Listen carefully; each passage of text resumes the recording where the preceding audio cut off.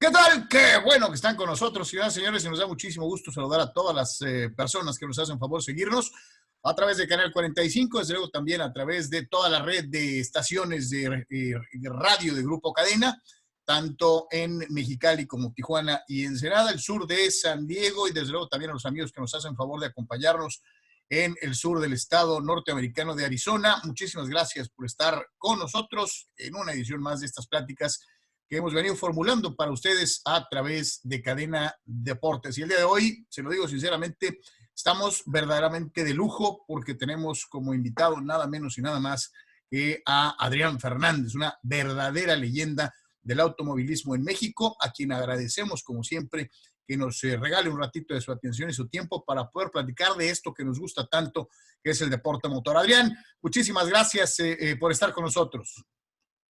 Al contrario, un placer estar aquí con ustedes y poder platicar un poquito. Adrián, yo sé que a veces cuando se llega a alcanzar el éxito al nivel que tú lo conseguiste, a veces es difícil asimilar el hecho de que todo el mundo te veamos así como si fueras un superhéroe o algo por el estilo. ¿Cómo lo has manejado? ¿Cómo consigues mantenerte con las cuatro ruedas en el piso todo el tiempo? Pues yo siempre he dicho que eso en gran parte viene obviamente de la educación, que tus papás te forman, te van formando de pequeño. Y yo siempre fui un chavo, pues, amiguero, pero siempre respeté pues, a todos mis amigos, no importando de quién era o de dónde venía o cómo eran esas personas en general.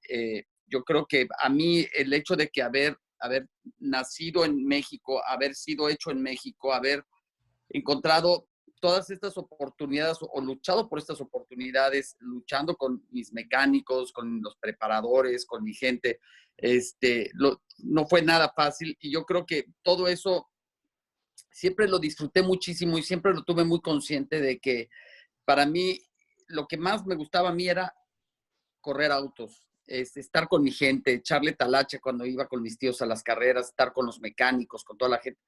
Entonces, gracias a Dios he estado rodeado de gente muy linda, muy padre toda mi vida y ellos me han ayudado a mantener, aparte es mi personalidad, ¿no? Así soy yo, o sea, mucha gente que tú platiques que me conoció de chavo, le dicen, Adrián es el mismo. Yo entiendo por qué la gente me ve distinto, sin embargo, yo siempre le he dicho a los chavos nuevos, a los que están corriendo ahora, entre más éxito tengas, más sencillo sé, porque al final a la gente los vas a tocar de una forma más importante y vas a demostrar que al final todos tenemos las mismas oportunidades y todos somos al final iguales. Simplemente que yo escogí este camino, me fue bien, pero qué bonito es poderlo compartir con todos ustedes. ¿Te ha tocado estar a bordo de un automóvil en diferentes clases y categorías? Stock Car, Le Mans, Indy. Yo te preguntaría, y digo, es algo que siempre tuvimos en mente, ¿con cuál te quedas? ¿Con cuál etapa? ¿Hiciste Le Mans? Bueno, has hecho prácticamente de todo. ¿Con cuál etapa te quedas de tu carrera? No, pues la más bonita, la que más disfruté, bueno, primeramente mis inicios fueron hermosos. O sea, la primera vez que yo manejé un auto de carreras en el autódromo de los hermanos Rodríguez, el bochito de mis tíos, o sea, y después manejar unas vueltas en el autódromo de León y sentir, o sea, la velocidad del aire, el volante, y sentir esa emoción de la velocidad, y esos inicios fueron increíbles, ¿no? ¿Por qué? Porque pues yo realmente, si te fijas, yo empecé tarde, yo empecé a los 19 años. Yo seguía a mis tíos desde chavito a las carreras y no me entró el gusanito de correr sino hasta finales de los 18. Entonces yo encontré la pasión por manejar, no por los coches, por manejar, me empezó tarde. Sin embargo, en cuanto me subí al auto es cuando me enamoré. Entonces, por eso yo digo que los inicios fueron de los más satisfactorios también, porque pues eso fue el inicio de esta gran pasión. Pero la categoría, la época más bonita, definitivamente los 90s de la época kart. Los autos eran pues unos animales de manejar, más de 1000 caballos de fuerza, muy rápidos, una competencia increíble, los equipos, en fin, y haber triunfado ahí y haber o sea, cruzado todas estas barreras, a pesar de las dificultades, fue algo muy satisfactorio y los coches eran una chulada de manejar. Yo tengo muy clara esa época. Era tan absoluto y terrible el dominio que en algún momento llegó a tener Michael Schumacher, que la Fórmula 1 era totalmente predecible. Sí. CART nos ofreció competencia, equidad, un montón de pilotos muy arriesgados, con muchas ganas. Yo me pregunto qué fue lo que pasó, Adrián, después de que tú y tu generación se fueron, cuando se dio aquella división de IndyCar y de Indy. La categoría perdió esa magia que llegó a tener en esa época que tú mencionas. Bueno, aquí yo le echo la culpa y la culpa fue de los dueños de equipos. Los dueños de equipos, todos, Ganassi, Penske, Barry Green, todos ellos, Pat Patrick, fueron dueños de la serie porque eran franquicias. Tú tenías que comprar una franquicia, calificar para la franquicia y tú eres dueño de la serie. El problema es que la gran mayoría de estas franquicias, los dueños de los equipos tenían mucho dinero. Entonces existían unos egos tremendos y después de eso, o sea, CART llegó a unos niveles extraordinariamente altos de competitividad, de popularidad, de todo. Entonces todo empezó con los pleitos con Tony George de no ponerse de acuerdo, pero también había una gran división entre la gente. Cuando vino esta división en el 96 de ya no correr Indianápolis por la pelea con Tony George, ahí empezó una era de los mismos dueños de CART, se empezaban ellos a pelear y a tener muchos egos. Ellos nunca pensaron que CART pudiera que se hubiera podido ir a la bancarrota o que pudiera haber desaparecido.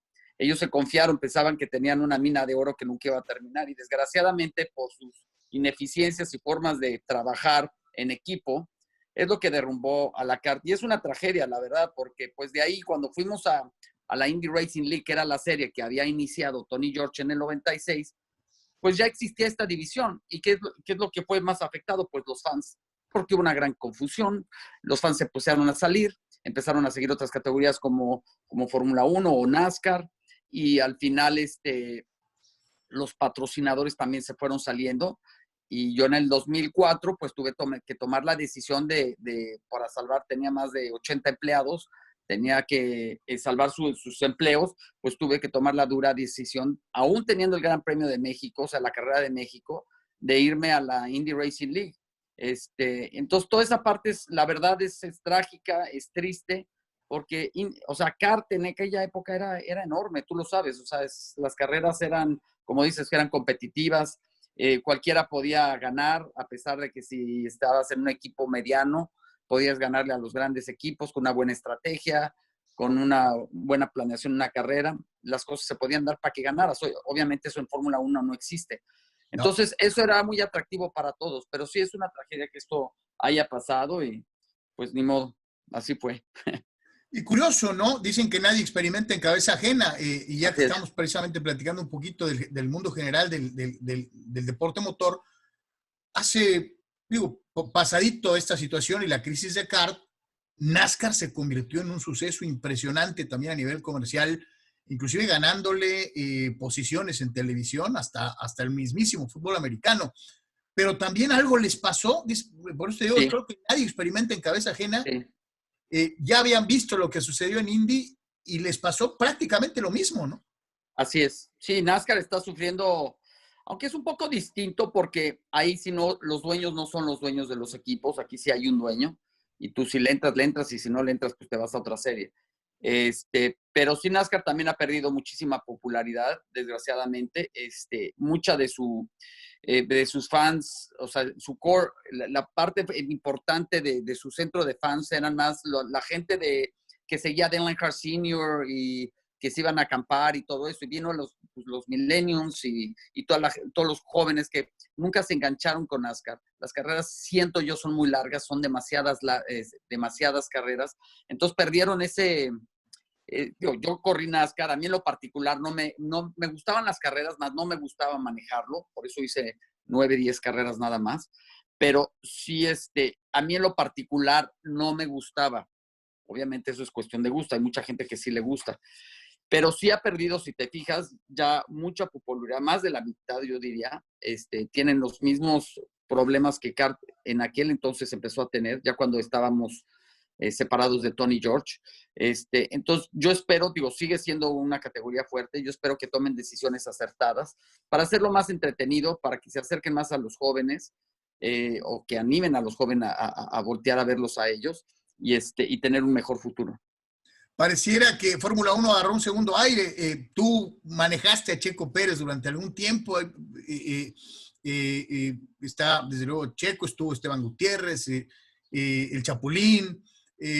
Ha habido una serie de corredores mexicanos detrás de Adrián Fernández que alcanzaron notoriedad. Y en el caso de Checo, por ejemplo, ¿no? Que se mantiene y se ha mantenido en una carrera muy, muy interesante dentro de lo que es la categoría de Fórmula 1, ¿no? Sí, bueno, es que mira, hubo varias etapas en México, en el automovilismo mexicano, ¿no? Primero, pues obviamente sin los Rodríguez no hubiera nacido esa pasión por el automovilismo en México. Los Rodríguez inyectaron al mexicano con ese amor al automovilismo, desde el presidente, todo el mundo le encantaba las carreras y, en fin, desgraciadamente los perdimos muy pronto. Después hubo un bache vacío, después llegó Rebaque, después estaba José Legarza, Bernardo Jordain, en fin, pero desgraciadamente no hubo nada que siguiera creciendo después de ellos, ¿me entiendes? Ellos eran casos muy individuales donde les iba bien o estaban corriendo, pero no hacía un efecto importante en México o en pilotos mexicanos, otros pilotos mexicanos para internacionalizarse. Cuando yo me intenté ir a Europa, obviamente no existía ningún apoyo. Tuve que trabajar de mecánico, tuve que vérmelas muy difícil, por eso mi carrera tomó mucho tiempo. Yo llegué a indicar a los 30 años y mucha gente me dice, ¿por qué? Bueno, en primera empecé tarde, segunda, porque no existían los apoyos.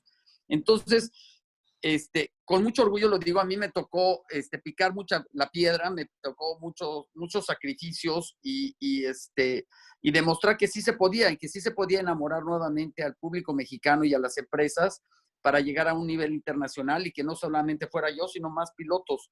Y gracias a Dios, pues después de muchos tropiezos y de muchas ganas de salir adelante, fui encontrando patrocinios y marcas que fuimos trabajando juntos con ellos, empezamos a crecer y esto empezó a crecer de tal forma que yo empecé a ayudar también a otros chavos mexicanos como Mario, como Michelle, o sea, que fuéramos más los que estuviéramos en IndyCar. Y eso empezó pues a crecer a tal grado que pues todo el mundo hablaba en los medios de comunicación, tuvimos carreras en México y eso ya dejó una base muy fuerte, no nada más para el automovilismo internacional y sus pilotos, sino para el automovilismo nacional. Y eso fue muy padre porque pues ahora estamos viendo, como tú lo mencionas, pilotos en Fórmula 1, estamos viendo un automovilismo sólido en México. Entonces, todos hemos puesto nuestros granitos de arena en nuestro tiempo. Yo no puedo decir que yo soy el responsable, al contrario, yo digo que yo soy una parte que en esa época fue importante. Sin embargo, si no hubieran sido apoyos de José Legarza, Alfonso Toledano, Gianfranco Cané, los Rodríguez, Michel Jordain, Rebaque, pues nada de esto pasa. Entonces yo soy uno de los eslabones. Obviamente, si alguno de estos eslabones no la hace, pues se truena todo y tenemos que volver a empezar.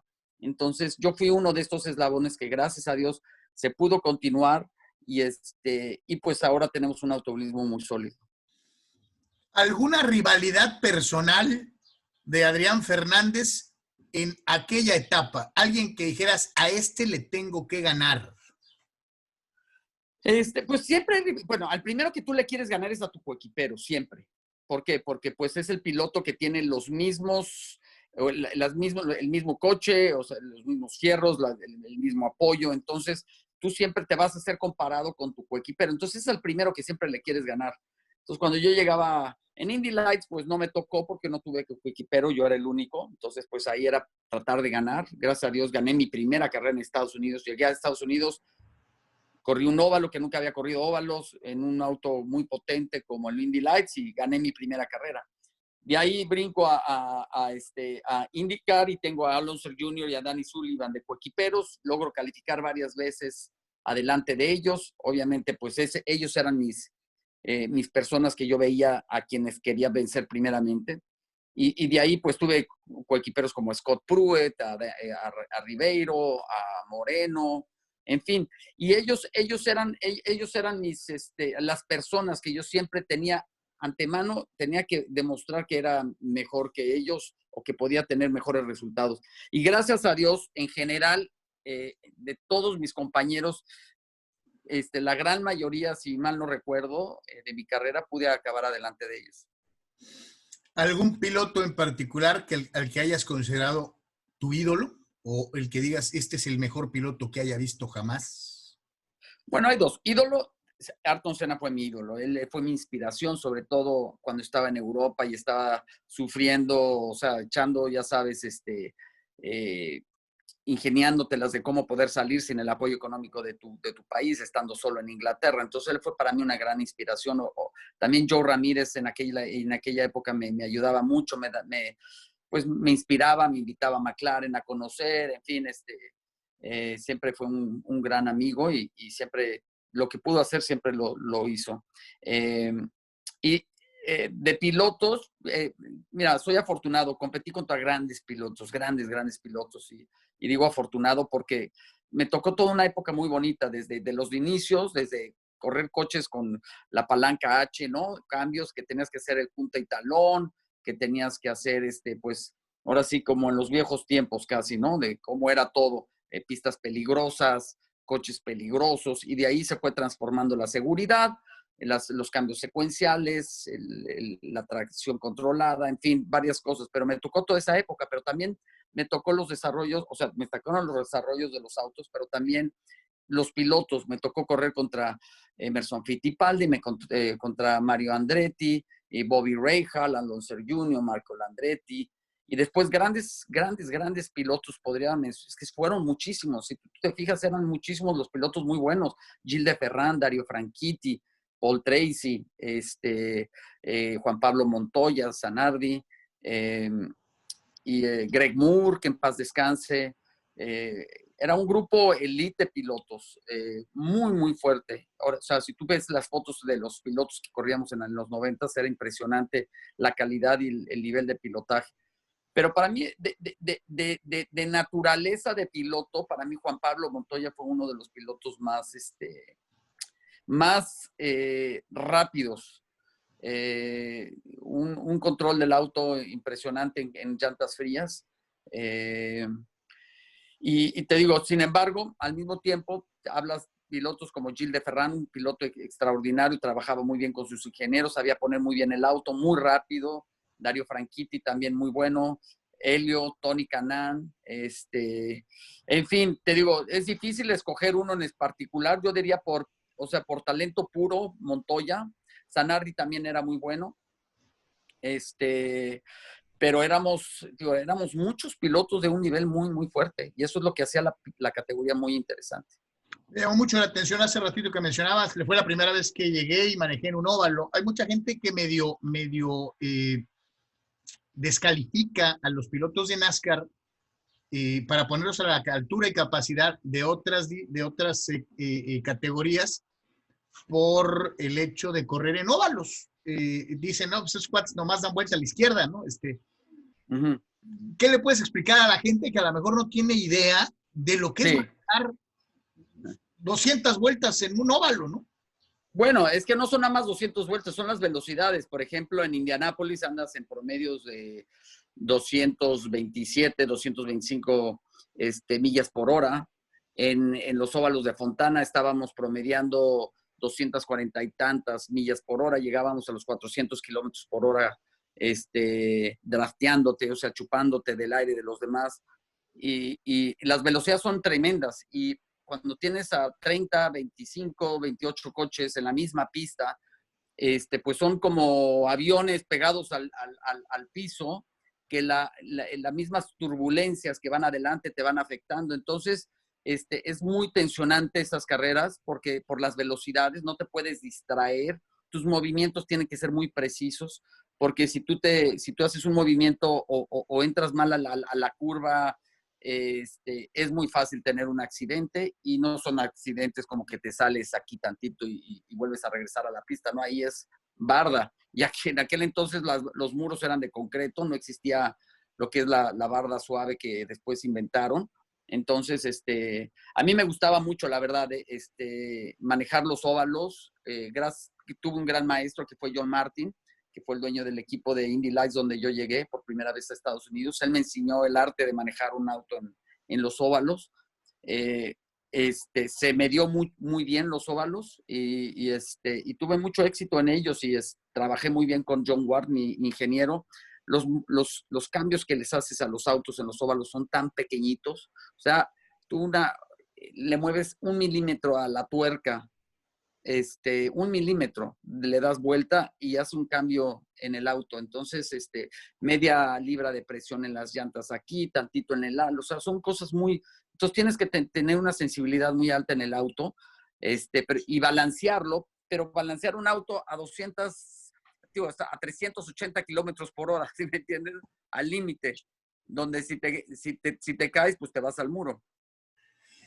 Adrián, Le Mans, correr una carrera 24 horas. Sí, Le Mans increíble. Leo, ¿no? Increíble, Le Mans es lo máximo, sí.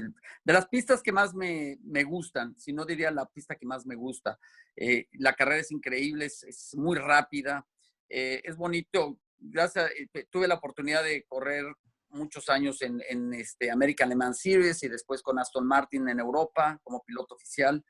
Y la verdad, las carreras de resistencia son muy padres porque tienes que compartir todo con tus otros dos pilotos, desde el asiento. O sea, tú a lo mejor en tu coche normal, si eres nada más tú, lo haces exactamente como a ti te gusta. Aquí no, yo corría con un piloto que era muy alto, Harold Primat, y entonces nos peleábamos, le digo, regrésame tantito los pedales, ¿no? Y él, no, y él tenía las rodillas así encima del casco.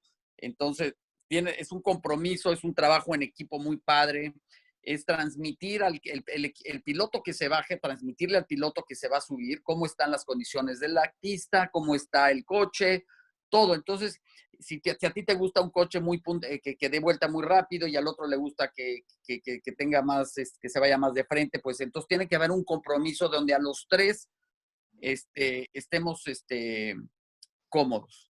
Entonces, es un trabajo en equipo padrísimo, la verdad. Digo, acá en Baja California, es pues, la casa natural de una de las categorías más seguidas a nivel internacional por los aficionados al automovilismo, Sí. el famoso off-road, con las bajas. ¿Alguna vez te dio curiosidad de subirte a un off-road e intentarlo? Sí, claro, varias veces. Es más, fui a la carrera, a la arrancada 2 veces, creo. Y hice una vez el tour en Ensenada, salimos desde Ensenada hasta Cabo, con Chris Hayne, pero en motos. Y nos fuimos PJ Jones, Richie Hearn, éramos como 4 pilotos, y era un tour, pero por la ruta de la carrera. Fueron como 7 días. Y yo andaba de chavo en las motos, me encantan las motos, pero durísimo, la verdad, el evento. Obviamente es distinto en moto que hacerlo en un coche, ¿no? Pero la verdad, nunca tuve la oportunidad. Sí, yo lo veía, pero la verdad estaba tan metido. A mí me gustan hacer bien las cosas.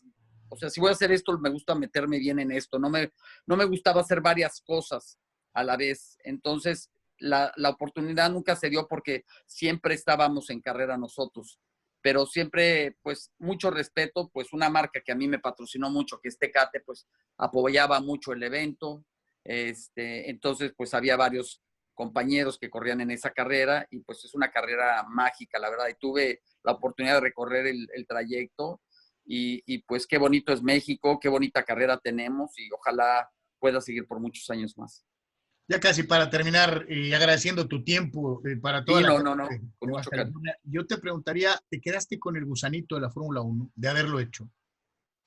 Pues mira, es que en la vida no se puede abarcar en todo, no se puede hacer todo. A mí me tocó una época donde el apoyo que tuvo Checo no existía. Pero así se trata, ese es como uno avanza, ¿no? Es como un país, como un deporte progresa. a unos les va a tocar una parte y a otros les va a tocar otra. Entonces, pero fíjate todo lo bonito que tuve en mi carrera. Tuve un equipo, Fernández Racing, donde le ganamos a los mejores equipos del mundo, o sea, de IndyCar. Tuve 80 empleados padrísimos, un equipo de primer nivel. Tuve la fortuna de correr muchas categorías increíbles en el mundo. Probé un Fórmula 1 de un amigo, de Michael Schumacher en Mugello, en Italia, digo, para quitarme el gusanito de manejar un auto Fórmula 1. Pero mi etapa de Fórmula 1 pues, no era realista, ya no tenía yo la edad. Tuve un acercamiento con Ken Tyrrell por ahí del 96.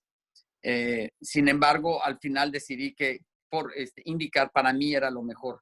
Ya no tenía la edad, ya tenía yo 36 años, los chavos cada vez llegaban más jóvenes, en fin, esa decisión fue la verdad, muy inteligente de mi parte, porque yo creo que me hubiera limitado mucho en estar en Fórmula 1 ahí, sobre todo por el apoyo. Y aquí en IndyCar pude crecer a muchas otras categorías, pude crecer con mis patrocinadores y estoy muy satisfecho de lo que pasó. Y no me arrepiento de no haber llegado a Fórmula 1. Después viví mi época de Fórmula 1 no como piloto y hicimos muchos amigos y fue muy satisfactoria. Pero pues en general, ahora los corro, pero en simuladores. O sea que ya volvimos a las pistas, pero en simuladores. Adrián, ¿cómo pasas el tiempo ahora que ya estás fuera de lo que fue tu pasión durante tantos años? Y sobre todo en este momento en donde nos ha tocado, por desgracia, hacer historia con algo que jamás ninguno de nosotros había vivido, como es el caso del COVID-19 y el virus y la pandemia. Sí. No, es increíble. Yo a veces me levanto y hablamos con mi esposa y me dices, es que parece que es un sueño esto, ¿no? Parece irreal. Y normalmente te digo, a mí me tocó yo en el 96 me quería ir a Europa, digo, en el 86 me quería ir a Europa y vino el temblor del 85. Pero eran casos, o sea, cuando pasaban las guerras o los terremotos o cosas de esas, eran en ciertas áreas del mundo, pero no todo el mundo. Aquí sí podemos decir que todo el mundo, o sea, hasta la isla más pequeñita. O sea, yo aquí tengo amigos que hay una isla aquí, Cat Cay, aquí en Miami, enfrente de Florida. Digo, habrá que 100 casas. Bueno, pues hubo un caso de COVID, ¿no? O sea, en los lugares más remotos existe este virus. Es increíble y la verdad es, uno a veces no piensa que estamos viviendo algo, o sea, piensa que uno está soñando. Son tiempos difíciles, pero como siempre lo digo, es tiempo de unirnos más que nunca. Trabajar yo creo que al final, yo creo que esto va a unir más al mundo. En general vamos a estar más preparados para futuras pandemias, futuros problemas, porque pues yo creo que a todo mundo nos agarraron desprevenidos. A todo mundo. O sea, hace 3 meses o 2 meses Estados Unidos estaba pasando por su mejor momento económico de la historia. Y en 2 meses hace cuenta que pasamos a los tiempos de los peores años de recesión de Estados Unidos. Entonces, no está padre, no está bonito. Me preocupa mucho México por todo lo que, por todo lo que está pasando. Yo espero que pues la gente se pueda proteger más, que se pueda cuidar, que estemos mejor preparados.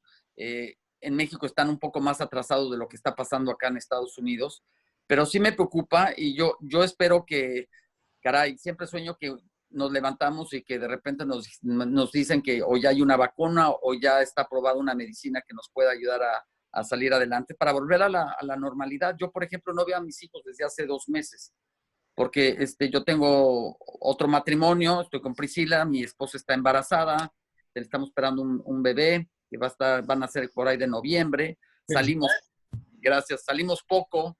Entonces hoy fue el cumpleaños de Nico, mi hijo, y lo fuimos a la casa de él, afuera, y de lejitos, ¿me entiendes? O sea, me refiero, esos son los sacrificios que uno tiene que hacer.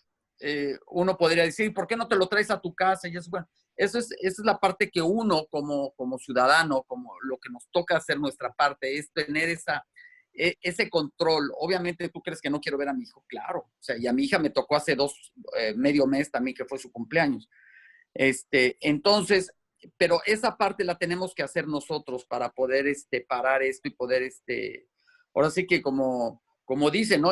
Aniquilar ese enemigo invisible que es lo más difícil, ¿no? Adrián Fernández, muchísimas gracias. Me da muchísimo gusto verte Igual. y sobre todo, pues te agradezco a nombre de toda la gente que te va a ver a través de esto y en las diferentes plataformas y medios que tenemos al alcance en Grupo Cadena. Un gran abrazo, felicidades por el bebé y ojalá no sea la última vez que podamos platicar. Con mucho gusto. Les mando un fuerte abrazo. Gracias. Bien, señores, Adrián Fernández, una leyenda del automovilismo.